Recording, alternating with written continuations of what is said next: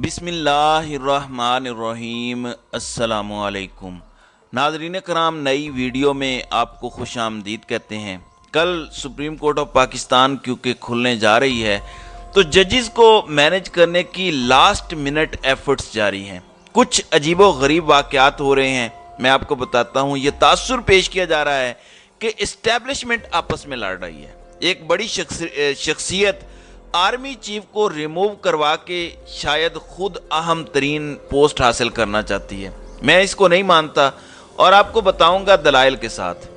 नाज़रीन इकराम, सूरत हाल ऐसी बनाई जा रही है कि जिससे ये तासुर बनता है, इसीलिए इस पर बात करना ज़रूरी है। जो लोग आज कह रहे हैं कि असम्बली तोड़ना कोई गुनाह कबीरा है और इमरान खान ने यह गुनाह कबीरा कर दिया। 1977 में भुट्टो ने असम्बलियाँ तोड़ी, बावजूद इसके कि उसके पास भरपूर मैंडेट था। फिर 1993 में नवाज शरीफ ने असम्बलियाँ तोड़ दी, हालांकि अदालत नवाज शरीफ को बहाल कर चुकी थी। ये याद होगा आपको, अदालत ने नवाज शरीफ की हुकूमत बहाल कर दी थी और सदर का फैसला रिजेक्ट कर दिया था। फिर भी नवाज शरीफ ने असम्बलियाँ तोड़ी थी।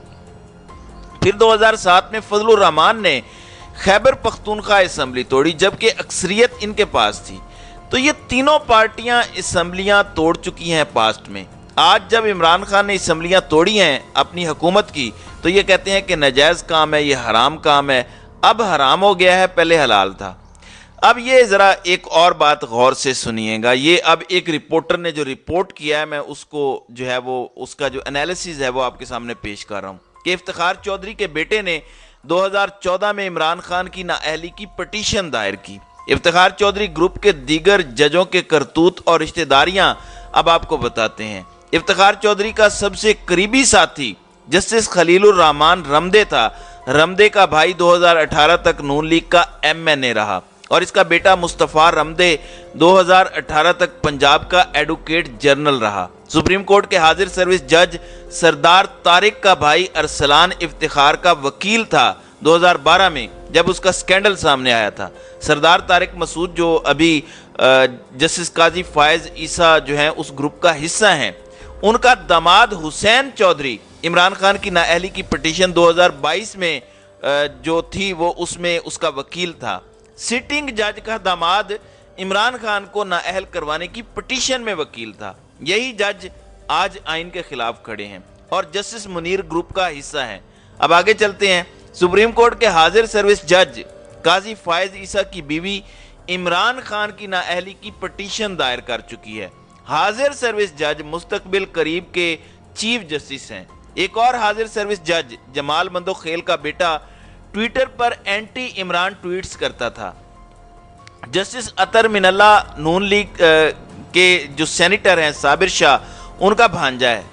नून लीग के सेनेटर के ये भांजे हैं अतर मिनल्ला, जिन्होंने जनरल बाजवा की बरतरफी रोकने के लिए रात 12 बजे अदालतें खोलकर शोहरत कमाई।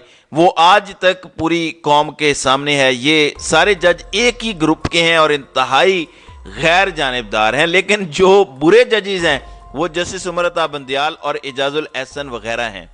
फिर इफ्तिखार चौधरी ने नून लीग की पंजाब हुकूमत बहाल की। हाई कोर्ट में नून लीग के जजेस लगाए। नून लीग को 2013 का इलेक्शन जितवाया, जिसे जरदारी ने इमरान खान को विजिट करते हुए कहा था कि ये ROs का इलेक्शन है और ये सारे ROs इफ्तिखार चौधरी की अदलिया ने फराहम किए थे इलेक्शन कमीशन को। नवाज शरीफ की पटिशन पर काजी साहिब का जो मेमो कमीशन बना, जिसमें वही फैसला आया जो आपके सामने है, उसके बदले में नून लीग ने इफ्तिखार चौधरी के बेटे को रेकॉर्डिक कान के लिए बलूचिस्तान इन्वेस्टमेंट बोर्ड का वाइस चेयरमैन बना दिया। लेकिन इल्ज़ाम यह है कि साकिब निसार का बेटा तहरीक इंसाफ के टिकट बांट रहा है। छानबीन के बाद पैसे देने का वो इल्ज़ाम भी झूठ निकला। अदालत से दरखास्त है जाली ऑडियो जारी करने वाले असल चेहरे बेनकाब किए जाएं और तहकीकात की जाएं कि खास मीडिया ग्रुप से वाबस्ता सहाफ़ियों को ही क्यों ऐसी ऑडियोज़ वीडियोज़ जारी हो रही हैं और ये कौन कर रहा है। तो तहरीक इंसाफ ने बाकायदा इसकी तहकीकात भी की हैं और रिजल्ट ये निकला है कि पैसे का कोई लेन देन नहीं हुआ। एक रिटायर्ड साबिक चीफ जस्टिस जो अब कानूनी तौर पे सियासत भी कर सकते हैं, ओहदा भी ले सकते हैं, 2 साल तक सिर्फ पाबंदी होती है। उसके बेटे की किसी सियासी जमात के साथ अगर कोई है भी तो वो कर सकता है, उसकी वीडियो लीक हो, تو یہ غیر قانونی کام ہے، یہ بڑا مسئلہ ہے۔ تو میں نے آپ کو بتایا کہ کس طرح سے ججز کے رشتہ دار عمران خان کے خلاف کھڑے ہیں۔ آنے والے چیف جسٹس کی بیوی عمران خان کی نااہلی کے لیے درخواست دے چکی ہے، اور یہ کتنا سگنیفیکنٹ ہے اس کے لیے یہ خبر بھی ذرا ملاحظہ کریں۔ یہ خبر بھی کچھ دن پہلے کی ہے کہ مسلم لیگ نون نے کہا ہے کہ اعلیٰ عدالتی شخصیت کے اپنے عہدے پر برقرار رہنے تک انتخابات نامنظور ہیں۔ جب تک قاضی فائز عیسیٰ چیف جسٹس نہیں بن جاتا ہمیں انتخابات منظور نہیں ہیں، یہ نون لیگ نے کہہ دیا ہے۔ ایک طرف قاضی صاحب کی بیوی عمران خان کو نااہل کروانا چاہتی ہے، ایک طرف یہ کہتے ہیں کہ قاضی آئے گا تو ہم الیکشن میں جائیں گے۔ آپ مجھے بتائیں یہ جانبداری ہے یا غیر جانبداری؟ جسٹس منیر بننے کی وجہ آپ کو سمجھ آ گئی ہوگی، اس کے باوجود یہ سارا ڈرامہ چل رہا ہے کہ یہ عمران خان کے ججز ہیں اور ان کو یہ گالیاں دے رہے ہیں۔ شہباز شریف جیسا بندہ بھی ان کے لیے گالی والے الفاظ استعمال کر رہا ہے، تو آپ خود دیکھ لیں کہ شریف ججز کون سے ہیں۔ یہ میں نے کچھ چیزیں آپ کے سامنے اس حوالے سے رکھی ہیں۔ Even chief justice of Pakistan جو موجودہ ہیں، ان کی زیادہ رشتہ داریاں نون لیگ کے لوگوں سے ہیں، ان کی اپنی بیٹی وہاں پر بیائی ہوئی ہیں۔ جب اپریل کی رات کو عدالتیں کھلیں تو تحریک انصاف نے تو نہیں کہا کہ آپ کی بیٹی چونکہ وہاں پر بیائی ہوئی ہے اس لیے آپ نے یہ کیا ہے۔ تحریک انصاف نے ہمیشہ اصولوں کی بات کی ہے۔ بات یہ تھی کہ جرم ہونے سے پہلے رات کو 12 بجے عدالت کھلنا غلط تھا، اور وہ بات کی تحریک انصاف نے، فیصلے پر کوئی تنقید نہیں کی۔ یہ ضرور کہا کہ ہمیں لگتا ہے کہ آپ کو سائفر کھولنا چاہیے تھا، اگر آپ کھول لیتے تو ٹھیک تھا۔ اب ناظرین کرام، چودھری شجاعت حسین کے گھر پر رینجرز تعینات کر دیے گئے ہیں۔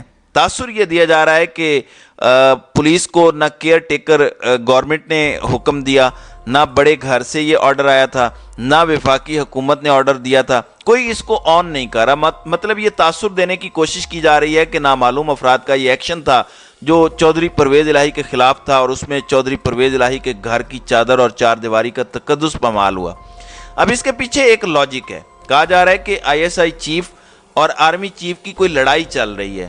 رینجرز جو آئے ہیں وہ آرمی کی طرف سے آئے ہیں، جو آپریشن پولیس کر رہی ہے وہ ISI کی ایما پر ہو رہا ہے۔ ناظرین اکرام، ایک بات یاد رکھیں، پاکستان ون مین شو سے چلتا ہے۔ اس کی میں آپ کو ایک زندہ مثال دیتا ہوں۔ 1999 میں نواز شریف نے اپنا ضیاء الدین بٹ DG ISI لگوایا تھا، بعد میں اس کو چیف بھی لگوا دیا، لیکن مشرف نے جہاز کے اندر سے بیٹھ کے ملک کنٹرول کر کے مارشل لا لگا دیا تھا، اور DG ISI کچھ بھی نہیں کر سکا تھا۔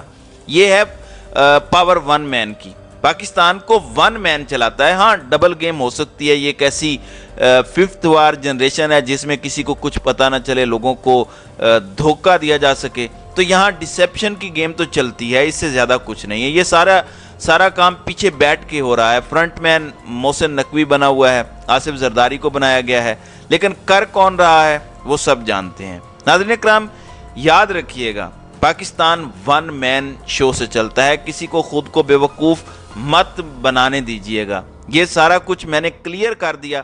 اب آتے ہیں کہ جن لوگوں کو شک ہے کہ امریکی سازش ہوئی ہے، اب یہ جو چیئرمین جو امریکی کانگریس کا حصہ ہیں، وہ کیا کہتا ہے، عمران خان ہمارے لیے مشکل اور شہباز شریف بڑا آسان ہے۔ یہ ذرا ان کے الفاظ ملاحظہ کریں۔ Imran Khan was difficult for us to deal with. Will you allow the American government to have CIA here in Pakistan to conduct cross-border counter-terrorism missions against Al-Qaeda, ISIS, or the Taliban? Absolutely not. Prime Minister Sharif, somewhat easier. کل خواجہ آصف صاحب نے کہا ہم تو امریکہ کے بغیر رہ ہی نہیں سکتے، وہ تو وینٹیلیٹر ہے ہمارا، ہم گھٹنوں پہ آ جائیں گے اگر امریکہ نے کوئی قدم اٹھا لیا۔ ایسے بھی اگر کریں گے تو پھر کہاں سے ہم برابری کی سطح پہ تعلقات مینٹین کریں گے؟ دیکھیں کہ beggars can't be choosers. Please understand that. بھی اپنی قوم کو کسی کے سامنے نہیں جھکنے دوں گا انشاءاللہ۔ جی ناظرین اکرام، یہ ہے سارا نیٹ شیل میں۔ خود امریکی کانگریس مین کہہ رہا ہے کہ عمران خان کے ساتھ ڈیل کرنا تو ہمارے لیے مشکل ہے اور شہباز شریف کے ساتھ ڈیل کرنا آسان ہے، لیکن آگے وہ اپنی ویڈیو میں کہتا ہے کہ اس وقت جمہوریت اور رول آف لا کا مسئلہ بن چکا ہے پاکستان میں، کیونکہ سپریم کورٹ ایک فیصلہ دے رہی ہے اور یہ مان نہیں رہے، تو امریکہ کو جمہوریت کے ساتھ کھڑے ہونا چاہیے۔ بے شک عمران خان ہمارا مخالف ہے، بے شک عمران خان سے ہمیں تکلیف پہنچتی ہے، وہ یہ مان رہے ہیں یہ رجیم چینج اور سازش کا اعتراف ہے. یہ تسلیم کر رہے ہیں کہ عمران خان اپنی قوم کے لیے کھڑا ہوتا ہے. ہمارے لیے اس سے ڈیل کرنا آسان نہیں ہے کیونکہ عمران خان امریکہ کے لیے نہیں بلکہ پاکستان کے مفادات کو سامنے رکھتا ہے. یہ اب ایک گواہی آئی ہے. اب یہ اہم ترین وقت ہے. کیا جسٹس منیر گروپ آئین کی خاطر اپنے اختلافات بھلا کے چیف جسٹس کو مضبوط کرے گا یا لندن پلان جو ہے وہ کامیاب کرے گا؟ دیکھیں لندن پلان کیا ہے کہ ہم کسی طرح سے ستمبر تک وقت گزار لیں اور اس کے بعد چونکہ اپنا چیف جسٹس آ جائے گا، بینچ بنانے کی طاقت اپنے پاس آ جائے گی، تو اس کے بعد جو چاہیں گے وہ ہو جائے گا. مگر یہ پلان کامیاب ہوتا دکھائی نہیں دے رہا. اور کل سپریم کورٹ کھلنے جا رہی ہے. کل ایک فیصلہ کن دن ہے. دیکھنا یہ ہے کہ سپریم کورٹ اب اس حوالے سے کیا کرتی ہے. تو ناظرین کرام، آپ کی اس ویڈیو کے حوالے سے کیا رائے ہے؟ اب اپنی رائے کا اظہار کامنٹ سیکشن میں ضرور کیجیے گا.